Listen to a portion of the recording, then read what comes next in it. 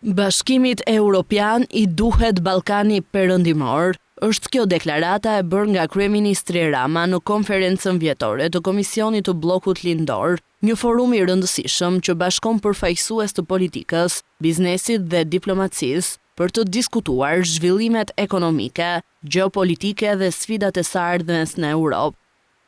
Korridoret energjetike që i duhen Europës kalojnë përmes gjeografisë sonë, rrjetet digjitale që Europa dëshiron kërkojnë territorin tonë, mineralet kritike që Europa befasi ka rizbuluar si strategjike gjenden në nën tokën tonë. Kina e kupton këtë, Rusia sigurisht që e kupton, edhe Europa e kupton, por ndonjëherë harron kur shkruan planet e veta. Objektivi ynë është i qartë, ti përmbyllim negociatat deri në vitin 2027, diçka që e kemi diskutuar dhe për të cilën kemi rënë dakord me Komisionin Evropian, të bëhemi antar të plotë të Bashkimit Evropian përpara fundit të kësaj dekade. Për Shqipërinë, antarësimi nuk ka të bëjë thjesht me hyrje në një klub, nuk ka të bëjë me marrjen e fondeve, nuk ka të bëjë me marrjen e ornamenteve institucionale, ka të bëjë me transformimin e shtetit tonë, institucioneve tona dhe mënyrës tonë të menduarit dhe kryerjen e transformimit më të thellë demokratik në historinë tonë kombëtare, duke garantuar që më në fund, një herë në historinë tonë, jemi aty ku njerëzit duan të jenë,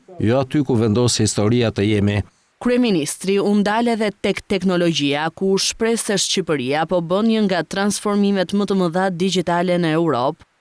E ardhmja e Europës nuk do të vendoset vetëm nga gjeopolitika, ajo do të vendoset edhe nga inovacioni. Gara e ardhshme e madhe mes kombeve nuk do të zhvillohet kryesisht përmes territorit, do të zhvillohet përmes inteligjencës artificiale, infrastrukturës digjitale, kërkimit shkencor, sovranitetit teknologjik, kapacitetit për të sjellë inovacion më shpejt se konkurrentët. Inteligjenca artificiale nuk është thjesht një revolucion tjetër teknologjik. Nga ana e saj, Shqipëria në shkallën e saj modeste po punon për një nga transformimet digjitale më ambicioze në Europë. Ne po rikonceptojmë administratën publike të përqendruar në teknologji. Kemi digjitalizuar 95% të shërbimeve publike. Ulja e burokracisë është kthyer në idenë tonë fikse.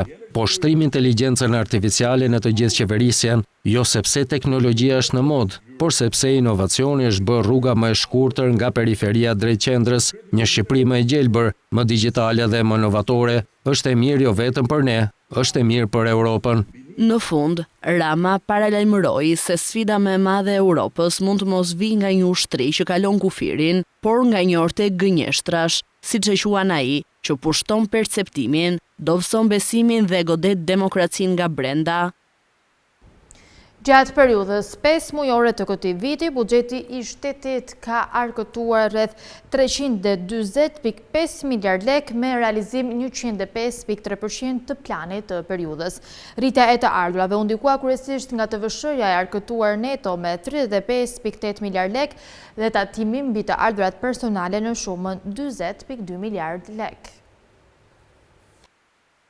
Gjatë periudhës 5 mujore të këtij viti, buxheti i shtetit ka arkëtuar rreth 340.5 miliard lek me realizim 105.3% të planit të periudhës. Ndërkohë shpenzimet e përgjithshme publike arritën në rreth 286.8 miliard lek me një realizim 96.8%. Të ardhurat totale krahasuar me të njëjtën periudhë të një viti më parë u rritën me rreth 34.3 miliard lek. Të ardhurat nga TVSH-ja arkëtuar neto u realizuan në shumën 35.8 miliard lek, 5.4 miliard lek ose 17.6% më shumë se 5 mujori 2025, edhe me realizim në shumën prej 5.3 miliard lek ose 117.2% të planit për 5 mujorin. Rimbursimet e dhëna për këtë periudhë janë në shumën 6 miliard lek. Të ardhurat e mbledhura nga tatimi mbi fitimin u realizuan 26.6 miliard lek ose 86% e planit të periudhës, ndërsa të ardhurat nga tatimi mbi të ardhurat personale janë në shumën 40.2 miliard lek ose 18.1% më shumë se 5 mujori i vitit 2025, si dhe 5.5 miliard lek më shumë se plani për këtë 5 mujor. Të ardhurat nga fondet speciale që përfshin ato nga sigurimet shoqërore dhe shëndetësore të mbledhura nga administrata tatimore, ISSH dhe FSDKSH, për periudhën janar-maj 2026 u realizuan në shumën 82.9 miliard lek, pra 9.4 miliard lek ose 12.8% më shumë se 5 mujori 2025. Të ardhurat nga TVSH-ja në import për këtë periudhë janë 64.2 miliard lek dhe ato nga aksiza 26.3 miliard lek. Shpenzimet e përgjithshme publike për këtë periudhë arritën në rreth 286.8 miliard lek me një realizim në masën 96.8% të planit të periudhës, ndërsa shpenzimet korrente rezultuan rreth 260.9 miliard lek dhe ato kapitale 25.9 miliard lek. Tregtia me pakicën në Shqipëri rriten edhe në 3 mujorin e parë të vitit 2026 me volumin e shitjeve që u zgjerua me 6.7% krahasuar me një vit më parë. Kontributin më të madh në këtë ecuri e dhanë artikujt jo ushqimor dhe hidrokarburet. Tregtia me pakicë në Shqipëri ka nisur vitin 2026 me ritme të forta rritje, duke reflektuar zgjerimin e konsumit, sidomos si pasojë e rritjes së kërkesës nga turizmi. Sipas të dhënave të Instat, indeksi i volumit të shitjeve arriti në 115.6 pikë në 3 mujorin e parë të vitit, me një rritje prej 6.7% krahasuar me të njëjtën periudhë të vitit 2025. Rritja është mbështetur nga pothuajse të gjitha segmentet kryesore të tregut. Tregtia me pakicë pa përfshirë hidrokarburet u zgjerua me 6.5%, ndërsa shitjet e hidrokarbureve shënuan rritje edhe më të lartë me 7.5% në bazë vjetore. Kontributin më të madh në rritjen e përgjithshme e dhanë artikujt jo ushqimor me 2.5 pikë përqindje, të ndjekur nga tregtia e hidrokarbureve me 2.3 pikë përqindje dhe grupi i ushqimeve, pijeve dhe duhanit me 1.9 pikë përqindje. Kjo tregon se zgjerimi i konsumit ka qenë i shpërndar në disa kategori të rëndësishme të tregut. Edhe në krahasim me 3 mujorin e fundit të vitit 2025, tregtia me pakicë ka vijuar të rritet. Sipas të dhënave të përshtatura sezonalisht, volumi i shitjeve u zgjerua me 1.4%, ndërsa tregtia pa hidrokarbure u rrit me 1.1% dhe ajo e hidrokarbureve me 1.7%. Të dhënat historike tregojnë se tregtia me pakicë ka ruajtur ritme pozitive gjatë gjithë vitit 2025, ndërsa 3 mujori i parë i këtij viti shënon rritjen më të lartë vjetore të regjistruar gjatë kësaj periudhe. Ecuria e sektorit konsiderohet si një tregues i rëndësishëm i konsumit të brendshëm dhe i aktivitetit ekonomik në vend, duke reflektuar një kërkesë të qëndrueshme nga konsumatorët. Drejtoria Rajonale Operatorit të Sistemit të Shpërndarjes në Elbasan ka shpallur 2 tendera për përmirësimin e rrjetit të shpërndarjes së energjisë elektrike. Projekti synon modernizimin e infrastrukturës energjetike përmes zëvendësimit dhe përmirësimit të kabllove nëntoksore, kabinave elektrike dhe pajisjeve të tjera të rrjetit. Drejtoria Rajonale Operatorit të Sistemit të Shpërndarjes në Elbasan ka shpallur 2 tendera për përmirësimin e rrjetit të shpërndarjes së energjisë elektrike. Sipas dokumentit të publikuar në Agjencinë e Prokurimit Publik, tenderi i parë ka të bëjë me rikonstruksionin e rrjetit të tensionit të mesëm dhe kabinave elektrike të feederit numër 13 Gracen në stacionin Elbasan. Fondi limiti i këtij investimi është 49.995.000 lek. Projekti synon modernizimin e infrastrukturës energjetike përmes zëvendësimit dhe përmirësimit të kabllove nëntoksore, kabinave elektrike dhe pajisjeve të tjera të rrjetit. Sipas dokumentacionit teknik, materialet që do të përdoren do të jenë të standardeve bashkëkohore dhe do të garantojnë funksionim të sigurt në kushte të ndryshme atmosferike dhe ngarkesash në rrjet. Ndërkohë, operatori i sistemit të shpërndarjes Elbasan ka hapur edhe një procedurë tjetër tenderimi për rikonstruksionin e rrjetit të tensionit të ulët dhe të kabinave elektrike në rrethinat e Cerrikut, pjesë e feederit numër 1 të nënstacionit Radio. Fondi limit për këtë projekt është 99.934.000 lek. Referuar dokumentet parashikohen ndërtimi dhe përmirësimi i linjave të tensionit të ulët, të cilat përdoren për furnizimin me energji elektrike të banesave dhe bizneseve.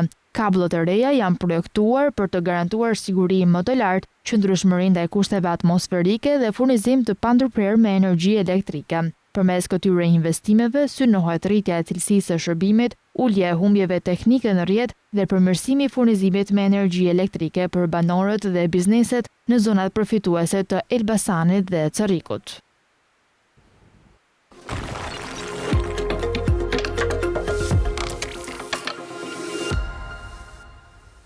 Bashkia e Tiranës ka hapur tenderin për rikonstruksionin e aksit dytësor Tiranë-Durrës deri te mbikalimi i Kasharit me fond limit rreth 595 milion lek. Ky projekt synon përmirësimin e ndjeshëm të infrastrukturës rrugore dhe rritjen e sigurisë për përdoruesit e saj. Bashkia e Tiranës ka shpallur hapjen e garës për rikonstruksionin e aksit dytësor Tiranë-Durrës deri te mbikalimi i Kasharit. Fondi limiti për llogaritur për këtë investim arrin vlerën prej 594 milion e 907.000 lek. Aksi dytësor nis nga rreth rrotullimi te Spitali Hygeja dhe përfundon te mbikalimi i Rinasit në afërsi të Megatek. Në krahun e djathtë të saj, rruga akseson objekte të shumta industriale dhe disa fshatra si Laknas, Domje e të tjerë. Sipas dokumentit në Agjencinë e Prokurimit Publik, ky aks rrugor ka një gjatësi totale prej rreth 6.839 metra linear dhe karakterizohet nga një karrexhat me 2 kursi, secila me gjërësi 3.25 metra. Ky projekt parashikon që aksi do të trajtohet me të gjithë elementet e nevojshëm të infrastrukturës moderne rrugore me qëllim përmirësimin e cilësisë së jetës së komunitetit të kësaj zone. Ndërhyrjet do të përfshin konkretisht ndërtimin e shtresave rrugore, trotuareve, ndriçimin, kanalizimet e ujrave të bardha, gjelbërimin dhe sinjalistikën. Referuar dokumentit, rruga ka një rëndësi shumë të lartë për qytetin e Tiranës, pasi përveç se shërben për aksesimin e bizneseve dhe fshatrave, shërben po ashtu edhe për lirimin e trafikut në raste piku. Pra të gjitha automjetet që hyn nga jugu i vendit apo dalin nga Tirana kanë një opsion kalimi në këtë aks, në rast trafiku të rënduar. Dhe po kështu ka çdo ditë numër më të lartë të kalimit të makinave për shkak të rritjes së banimit të zonës me ndërtesa rezidenciale dhe kjo ka rritur edhe më shumë nevojën për ndërhyrje në infrastrukturë. Në dokument theksohet se nga inspektime në terren janë evidentuar një sër problematikash në gjendjen ekzistuese të rrugës. Në disa segmente, shtresat asfaltike paraqiten të dëmtuara me gropa, ndërsa në zona të tjera vjen re çarjer sipërfaqësore të asfaltit. Gjithashtu, trotuaret aktuale janë të realizuara me beton të varfër dhe nuk përmbushin standardet e kërkuara për një infrastrukturë urbane funksionale dhe të sigurt. Ndërkohë, do të ndërhyet edhe në sistemin e kanalizimeve ekzistuese, ku parashikohet shtimi disa pusetave të reja ndërmjet segmenteve ekzistuese me qëllim rritjen e eficiencës dhe parandalimin e përmbytjeve gjatë rreshjeve. Ky projekt synon përmirësimin e infrastrukturës rrugore, rritjen e sigurisë për përdoruesit e saj, si dhe lehtësimin e trafikut, thuhet në dokumentin e Agjencisë së Prokurimit Publik. Kush abuzon me fondet e Bashkimit Evropian do të dënohet deri në 5 vite burg. Qeveria ka hartuar një projektligj i cili sjell ndryshime në Kodin Penal ku forcohen masat për abuzimet me fondet evropiane. Qeveria shqiptare ka iniciuar ndryshime të reja në Kodin Penal në kuadër të parafrimit të legjislacionit kombëtar me atë të Bashkimit Evropian në fushën e mbrojtjes së interesave financiare të BE-s, si dhe në luftën kundër terrorizmit dhe krimit të organizuar. Ndryshimet e parashikuara në projektligjin e hedhur për konsultim publik vendosin standardet e përbashkëta për përcaktimin e veprave penale që dëmtojnë buxhetin e BE-s, si mashtrimi, korrupsioni, përvetësimi i fondeve dhe pastrimi i produkteve të veprës penale, duke përfshirë edhe mashtrimet e rënda ndërkufitare në fushën e TVSH-s. Në thelb, direktiva synon të garantojë që këto veprime të ndiqen penalisht në mënyrë efektive dhe të njëtrajtshme në të gjitha shtetet anëtare, duke parashikuar gjithashtu nivele minimale sanksionesh dhe përgjegjësi për personat juridik. Konkretisht, vepra të tilla të kryera në Shqipëri duke dëmtuar interesat financiare të BE-s konsiderohen si vepra penale dhe dënohen me burgim nga 2 deri në 5 vjet, ndërsa dënimi rritet kur dëmi financiar në të gjitha rastet kalon një vlerë prej 100.000 eurosh. Përmes këtyre masave synohet rritja e efektivitetit në parandalimin dhe ndëshkimin e abuzimeve me fondet e BE-s, përmirësimi i bashkëpunimit ndërmjet autoriteteve kombëtare si dhe garantimi një niveli më të lartë transparence dhe integriteti në menaxhimin e financave të BE-s. Dënimet për secilën nga veprat penale të parashikuara janë përcaktuar duke marrë në konsiderat kriteret dhe standardet e përcaktuara në direktivat e BE-s, si dhe duke u mbështetur në praktikat më të mira legjislative të shteteve anëtare, veçanërisht të Italisë dhe Gjermanisë. Ndryshimet e propozuara synojnë gjithashtu të adresojnë boshllëqet ekzistuese ose rastet e parafrimit të pjesëshëm apo të pasakt në legjislacionin penal në fuqi, në veçanti në lidhje me përjashtimin ose uljen e dënimit për bashkëpunëtorët e drejtësisë. Referuar relacionin që shoqëron projektligjin, ndryshimet shoqërohen me përfitime ekonomike dhe sociale për Shqipërinë. Zbatimi i një kuadri të harmonizuar ligjor për mbrojtjen e interesave financiare të BE-s rrit transparencën dhe llogaridhënien në administrimin e fondeve publike, duke reduktuar ndjeshëm mundësinë për abuzim dhe korrupsion. Kjo kontribuon në krijimin e një klime më të qëndrueshme dhe të besueshme për investitorët vendas dhe të huaj, të cilët kërkojnë stabilitet juridik dhe garanci për mbrojtjen e kapitalit të tyre. Zhvillimi i censit të bujqësisë kërkon fonde shtesë për të përmbushur një proces të saktë dhe me të dhëna të plota. Censi do të mbulojë të gjitha njësitë ekonomike që përdorin tokë bujqësore ose që kryen aktivitete bujqësore dhe blegtorale brenda territorit të Republikës së Shqipërisë. Zhvillimi i censusit të bujqësisë kërkon fonde shtesë për të përmbushur një proces të saktë dhe me të dhëna të plota. Kërkesa u bë gjatë diskutimit të projektit rezolutës për Institutin e Statistikave. Kundër të tjera, deputetët kërkuan nga Instat që të kryejë këtë proces me cilësi. Projekti ligji për censusin është miratuar nga Këshilli i Ministrave në 3 qershor. Ne e kemi këtu në kuvend. Do të thotë që ne duhet të tejkalojmë procedurën me qëllim që ta miratojmë ne këtë ligjin. E dyta, që është shumë e rëndësishme, qeveria të plotësojë gjithë pjesën e mbetur të buxhetit. Pa ligj 1 dhe pa lek 2 nuk bëhet ajo gjë. Është shumë e rëndësishme që ne të kemi rezolut këto gjëra. Duhet të përcjellim rekomandimin që po censusi i bujqësisë të realizohet në kohë sipas planit të statistikave, pra brenda vitit 2026 dhe të mos përsëritet asnjë gabim që u vrejt në realizimin e censusit të popullsisë, tek hartimi i censusit të bujqësisë, se ne jemi të ndërgjegjshëm që censusi i popullsisë pati shumë të meta, madje cënoi reputacionin e këtij institucioni. Censi i bujqësisë do të mbulojë të gjitha njësitë ekonomike që përdorin tokë bujqësore ose që kryejnë aktivitete bujqësore dhe blegtorale brenda territorit të Republikës së Shqipërisë. Numri i aplikimeve për rivlerësimin e pronave aktualisht më së shumti është i përqendruar në Tiranë dhe Bregdet. 42% e totalit të aplikimeve janë në Tiranë, në Durrës 18%, Vlorë 6%, në Lezhë 4.5%, Sarandë 4% e të tjerë. Prej nisjes së procesit të rivlerësimit të pasurive të paluajshme, shuma e kursyer nga individët dhe bizneset nga zbatimi i tatimit të reduktuar në 5%, llogaritet rreth 84 milion euro. Të dhënat janë bërë publike nga administrata tatimore, ku nga ky proces përfitojnë jo vetëm ata individ që kërkojnë të shesin një pasuri të paluajshme, por edhe ata që pronat i kanë regjistruar me vlerë më të ulët se tregu. Individët dhe bizneset kanë përfituar nga procesi i rivlerësimit të pasurive, duke ulur kostot fiskale dhe duke përfituar nga lehtësitë ligjore në fuqi. Në total kanë aplikuar 9532 qytetar për këtë proces, ku drejtuesi i Nareas Reinaldo Pipiria thot për Skan TV se interesi për këtë proces po rritet. Çmimet, sidomos në pjesën e Tiranës, kanë arritur një lloj maturiteti, pra një lloj piku. Kam qenë duke konsultuar statistikat, më rezulton që do duhet të jetë diku tek 1960 euro për metër katror, çmimi mesatar në Tiranë, ndërkohë që në 2021-shin, 2022-shin ka qenë rreth 1250 euro për metër katror. Patjetër që nëse marrim vetëm shifrat në euro, ka një rritje prej 55%, 56%, nëse krahason dy periudha, por duhet marrim parasysh që euro është vlerësuar 25 deri në 30%. Si do që të jetë, kur kalojmë në këto shifra dhe në këtë ritëm rritje, efekti psikologjik kanë ndikuar të gjitha aktorët në treg, sidomos të blerësit. Numri aplikimeve më së shumti është i përqendruar në Tiranë dhe Bregdet, 42% e totalit aplikimeve janë në kryeqytet, në Durrës 18%, Vlorë 6%, Lezhë 4.5%, Sarandë 4% e të tjerë. Tregu i Airbnb në Shqipëri po zgjerohet me shpejtësi me një rritje prej 54.5% të listimeve dhe të ardhura mesatare vjetore rreth 1.17 milion lek për pronë. Tirana kryeson për numrin e akomodimeve, ndërsa Riviera renditet ndër zonat më fitimprurëse falë çmimeve më të larta ditore dhe kërkesës turistike.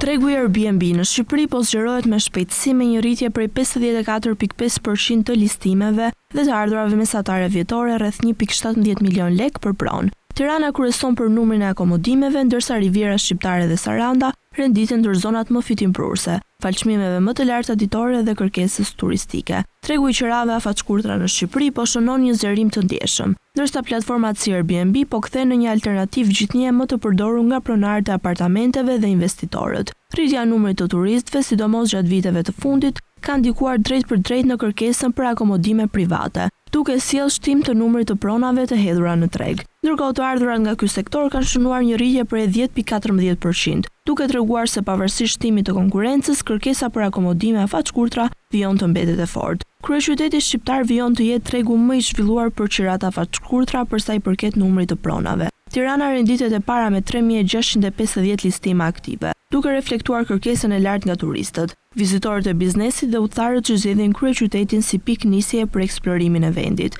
Tirana ka një normë mesatare zënjeje prej 62%, ndërsa çmimi mesatar ditor i një akomodimi është në rreth 4.500 lekë. të ardhurat mesatare vjetore për një pronë në kryeqytet arrin më shumë se 1 milion lek. Edhe pse Tirana kryeson për numrin e ofertave, zona turistike bregdetare shfaqen si ndërtregjet më fitimprurse. Saranda, një nga destinacionet më të kërkuara verore, renditet e dyta, me 2657 listime. Qyteti jugor ka një tarifë mesatare ditore më të lartë, prej 6400 lekësh, ndërsa të ardhurat mesatare vjetore për një pronë arrin në 1.3 milion lek. Kjo lidhet me sezonin e fortë turistik dhe kërkesën e lartë për akomodime pranë detit. Një performancë të spikatur ka edhe Riviera Shqiptare, e cila ndonë se ka një numër më të kufizuar pronash në treg, me rreth 605 listime, rezulton zona me të ardhura më të larta mesatare. Një pronë në këtë zonë gjeneron rreth 1.5 milion lek në vit, ndërsa çmimi mesatar ditor është 6800 lek dhe norma e zënjes arrin në 61%. Në renditje vijon Vlora me rreth 1692 listime, normë zënje prej 50% dhe të ardhura mesatare vjetore me më shumë se 1 milion lek për pronë. Qyteti po fiton gjithnjë më shumë rëndësi fal kombinimit të turizmit bregdetar dhe lidhjeve më të mira infrastrukturore. Ndërsa Durrësi, një nga zonat më të afërta me kryeqytetin dhe një destinacion tradicional turistik, ka rreth 1669 listime aktive. Norma mesatare e zënjes është 52%, tarifet ditore rreth 5100 lek, ndërsa të ardhurat mesatare vjetore për pronë janë rreth 983.000 lek. Të dhënat tregojnë se tregu i Airbnb në Shqipëri po kalon një fazë zgjerimi të shpejtë. Rritja e turizmit po krijon mundësi të reja për pronarët, ndërsa qytetet dhe zonat bregdetare po konkurrojnë për të tërhequr gjithnjë më shumë vizitorë. Fondi Shqiptar i Zhvillimit ka hapur 2 procedura tenderuese me fond të përgjithshëm prej afro 850 milion lekësh për realizimin e investimeve në infrastrukturën rrugore në disa prej zonave me potencial të lartë ekonomik dhe turistik në vend. Projektet do të zhvillohen në Shëngjin, Koplik, Konispol dhe Elbasan.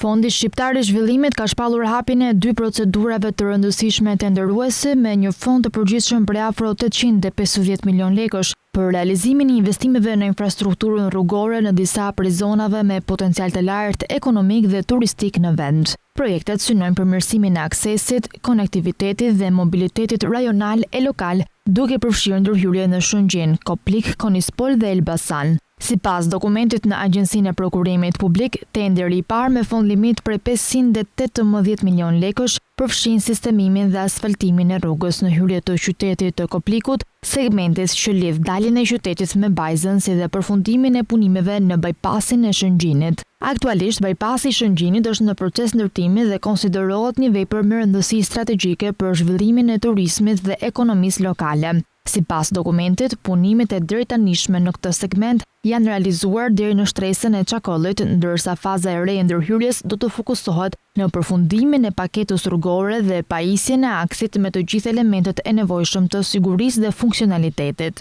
Ndërkohë, do të rikonstruktohen rrugët hyrëse dhe dalëse të qytetit të Koplikut. Projekti është ndarë në 2 segmente rrugore. Segmenti i parë nis nga rreth rrotullimi në hyrje të qytetit dhe përfundon në qendër të Koplikut, ndërsa segmenti i dytë vijon nga qendra drejt rreth rrotullimit në dalje të qytetit në drejtim të Bajzës. Referuar dokumentit, 2 segmentet kanë një gjatësi totale prej më shumë se 3 kilometrash dhe shtrihet në një zonë me karakter të kombinuar urban dhe buqësor. Rikonstruksioni i rrugës do të përmirësojë ndjeshëm lëvizjen e banorëve dhe do të lehtësojë qarkullimin. Ndërkohë, Fondi Shqiptar i Zhvillimit ka shpallur edhe një tender të dytë me fond limit mbi 331 milion lek. Ky projekt përfshin rikonstruksionin e rrugës hyrëse të qytetit të Konispolit, si dhe sistemimin e rrugës Beramcuri në Elbasan. Në Konispol, ndërhyrja do të realizohet në një segment rrugor me gjatësi rreth 1.7 km, i cili shërben si hyrja kryesore e qytetit. Verifikime teknike kanë evidentuar se rruga aktuale paraqet dëmtime të konsiderueshme në shtresat asfaltike,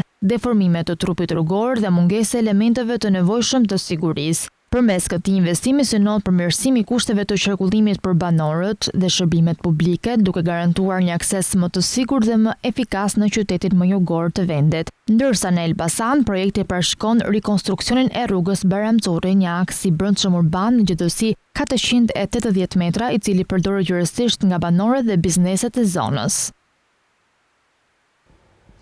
Republika e Kores vijon të mbajë vendin e parë si burimi kryesor i automjeteve të regjistruara për herë të parë në Shqipëri me 24.3% të totalit. Në vendin e dytë renditet Kina me 17.6% të totalit të regjistrimeve. Drejtoria e Përgjithshme e Shërbimeve të Transportit Rrugor ka publikuar raportin mbi regjistrimin e mjeteve në vend për periudhën janar-maj 2026, duke pasqyruar origjinën e automjeteve të regjistruara për herë të parë në Shqipëri. Sipas të dhënave, Republika e Kores vijon të mbajë vendin e parë si burimi kryesor i automjeteve të regjistruara për herë të parë me 24.3% të totalit. Ky tregues konfirmon interesin në rritje të qytetarëve shqiptar për automjetet koreane, të cilat prej vitesh kanë fituar terren fal kombinimit të teknologjisë, efikasitetit dhe kostove konkurruese. Në vendin e dytë renditet Kina me 17.6% të totalit të regjistrimeve. Rritja e pranisë së automjeteve kineze në tregun shqiptar pasqyron zgjerimin e ofertës së prodhuesve kinez, veçanërisht në segmentin e automjeteve elektrike dhe hibride, të cilat po tërheqin gjithnjë më shumë interes nga konsumatorët. Ndërkohë, Gjermania mbetet një nga burimet tradicionale të automjeteve të importuara në vend, duke përfaqësuar 12.2% të totalit të mjeteve të regjistruara për herë të parë. Pas saj renditet Italia me 11.9%, duke ruajtur pozicionin si një nga partnerët kryesor tregtar të Shqipërisë edhe në sektorin e automjeteve. Shtetet e Bashkuara të Amerikës zën 7.8% të totalit të regjistrimeve të reja, ndërsa Zvicra përfaqëson 6.9%. Të dhënat tregojnë se automjetet me origjinë nga vendet aziatike po fitojnë gjithnjë më shumë peshë. Vetëm Republika e Kores dhe Kina së bashku përbëjnë mbi 41% të totalit të mjeteve të regjistruara për herë të parë, duke reflektuar tendencat e konsumatorëve shqiptar dhe transformimin e tregut automobilistik. Meta S Library tregon rreth 7.300 reklama aktive në Shqipëri, duke reflektuar rritjen e përdorimit të Facebook dhe Instagram nga bizneset për promovim. Numri i lartë i reklamave aktive tregon se marketingu në rrjetet sociale po zë një rol të rëndësishëm në strategjitë e bizneseve shqiptare.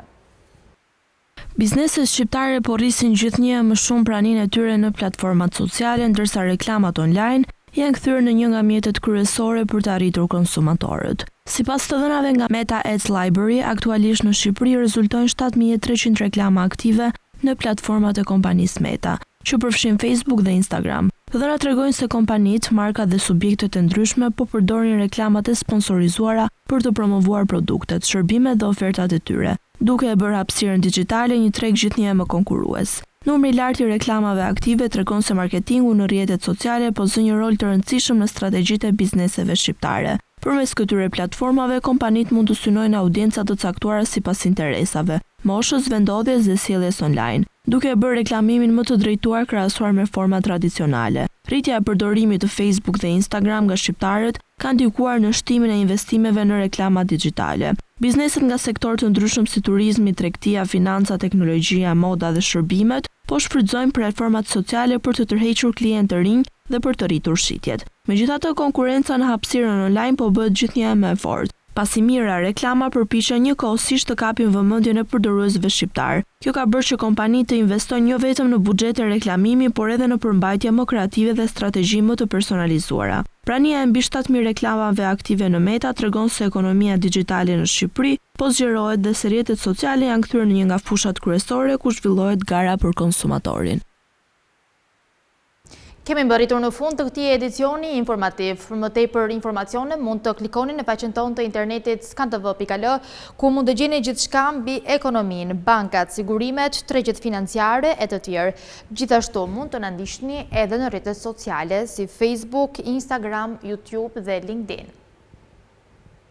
Faleminderit për vëmendjen, bashkë mirupafshim.